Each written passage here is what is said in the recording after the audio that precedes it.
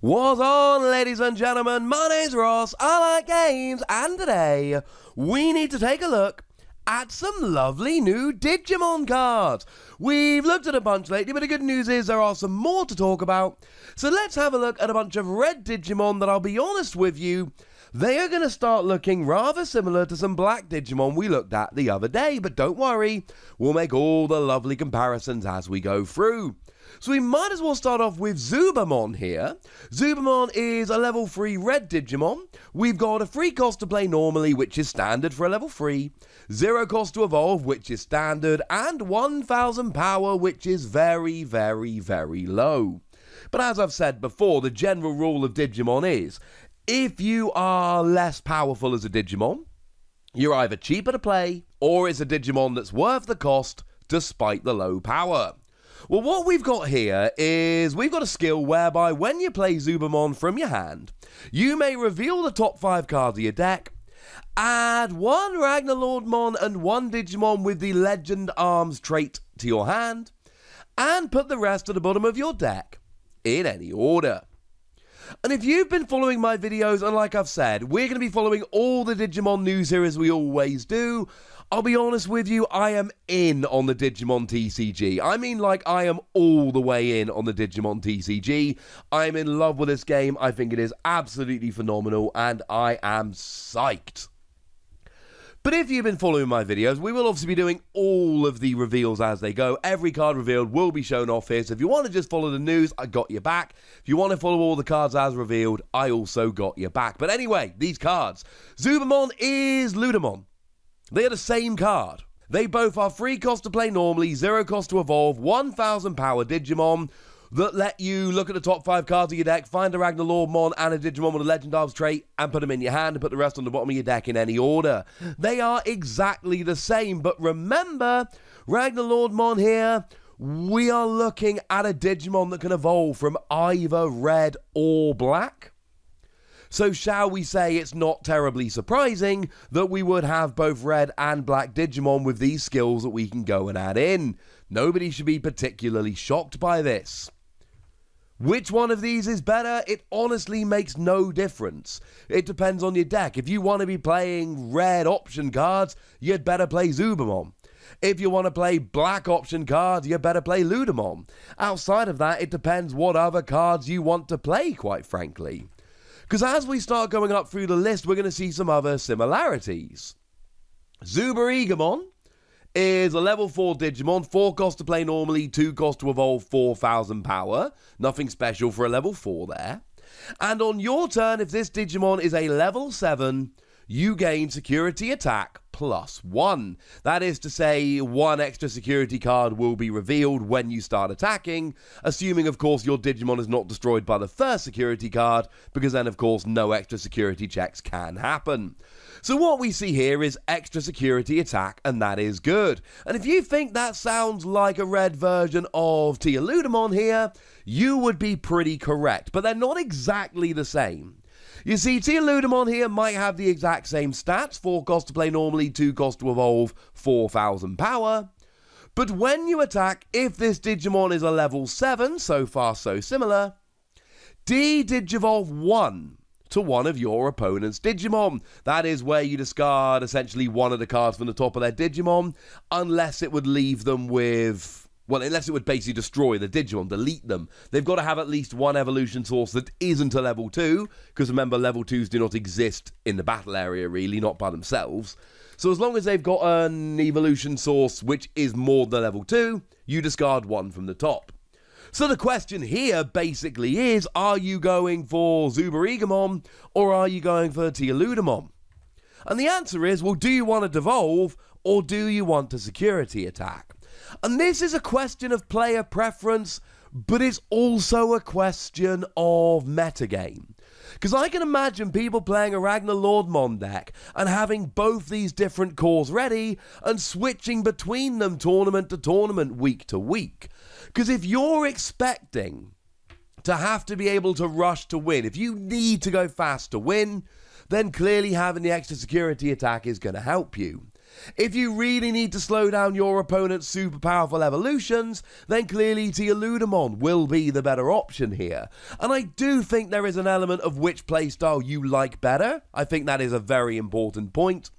But I also believe rather strongly that there is going to be an element of metagaming here, trying to predict what it is that your opponent or opponents are likely to be playing, and then making your deck to make sure you can go around and beat their deck.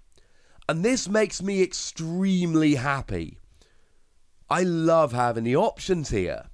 Now, we've also got a Duromon here, and this is going to seem pretty gosh darn similar as well. Because, well, I mean, we got 6 cost to play normally, 3 cost to evolve, 7,000 power, which again, for a level 5, nothing particularly out of the ordinary here. And we've got a skill that is exactly the same as Subaru Egmon's. If this Digimon is a level 7 security attack +1. Now remember, these are both inheritable skills, so the plan here quite simply is that if you've got both of these in the evolution line, you get security attack +2. And this might be a decent time to remind you that Ludemon himself has security attack +1. So if you've got all of these Digimon under there, you've actually, or even just these 2, you've got security attack +3.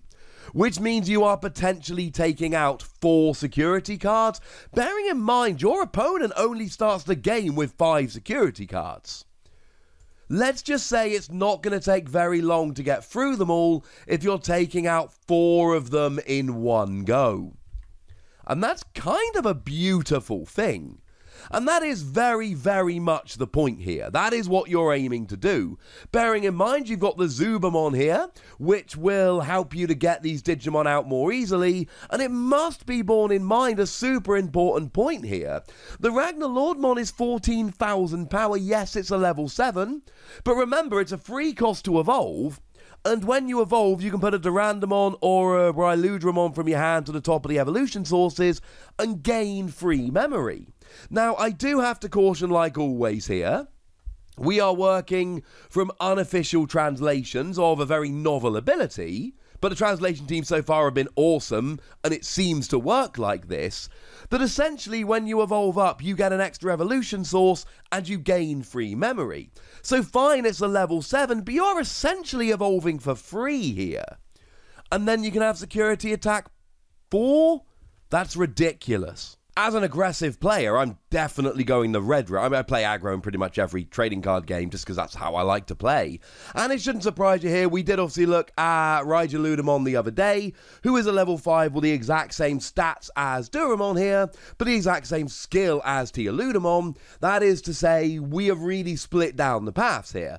Either you are going for the double D Digivolve 1, or you're going for the double security attack +1. How lovely! And then, of course, we do have the level 6s we looked at before, which are Durandamon and Ryludramon. And they are very much parallel cards to each other, but Durandamon gives you piercing, and Ryludramon gives you blocker. The thing about those is that either of them can evolve from red or black, and then Ludemon can evolve from either of them. So it is very much worth bearing in mind that whether you go down the red route or the black route, either of those will be available at the end. Now there's one other red Digimon we need to talk about in this video, and it doesn't really fit into another video, so let's have a little bit of a chat about Selfiemon. It's not a Legend Arms Digimon, but I don't know, we need to talk about it somewhere, why not this video? What we've got is a 7 cost to play normally level 5, which is fine, it's alright. Moderately expensive but not terrible. 7,000 power, which again is moderately powerful. And then we've got 3 cost to evolve, which is standard, but it can evolve from either red or yellow level 4s. And this is very, very cool. And the weird thing is, this is a yellow Digimon. Because it's got a skill whereby on your turn, this card is also treated as a yellow Digimon. And it's got a skill whereby when you Digivolve, you change one of your opponent's level 4 or lower Digimon's base power to 1,000 until the end of this turn. Why would you lower their power to 1,000? Well, the plan is you're then, going to go ahead and take them down. And make no mistake about it, Yellow have been doing this since the starter decks came out. Like, literally since the starter decks actually were revealed, Yellow decks have been doing this.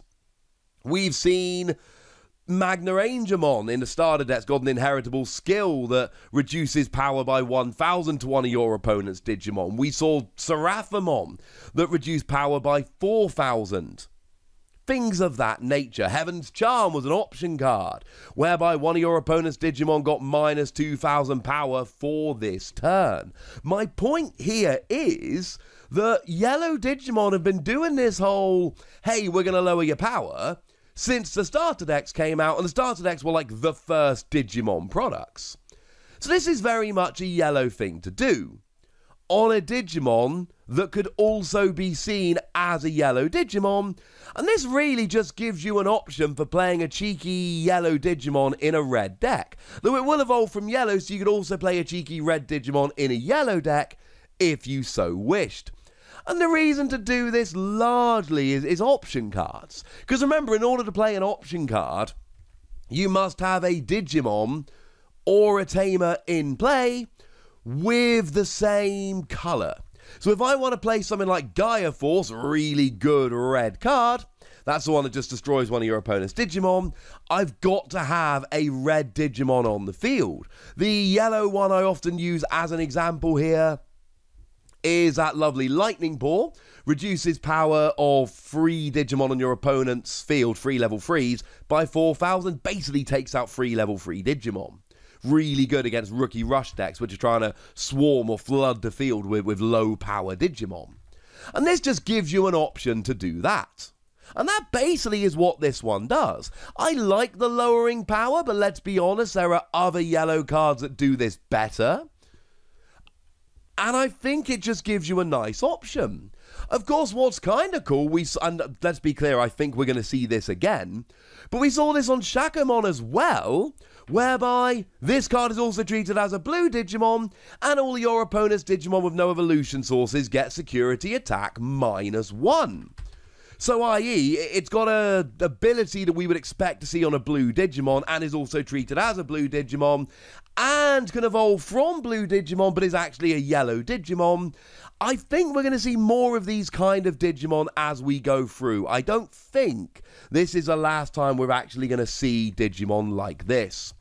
Either way, it's very, very cool, and I'm kind of into it. So there we go.